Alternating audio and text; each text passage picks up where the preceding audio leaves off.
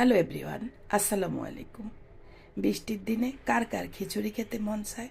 তাহলে দেরি কেন, রেসিপি ফলো করে তৈরি করে ফেলুন। এখানে মুগ মশারির ডাল, ভাতের চাউল, আলু, গাজর, পেঁয়াজ তেলে ভেজে নিলাম। গরম মশলা, হলুদ, জিরা, ধনিয়া পাউডার দিয়ে কিছুক্ষণ ভেজে সিদ্ধ হওয়ার জন্য দিয়ে দিলাম গরম পানি।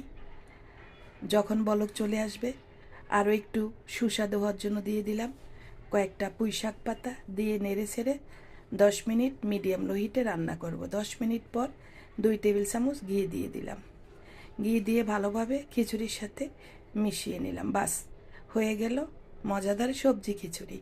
আর তার সাথে আমি রান্না করে ফেলেছি ডিমের দুর্দান্ত স্বাদের একটা ঝাল তরকারি। চাইলে আপনিও এই বৃষ্টির দিনে ট্রাই করতে পারেন। পরিবেশন করে নিলাম পেঁয়াজ, লেবু, জলপাইয়ের আচার। আল্লাহ হাফেজ।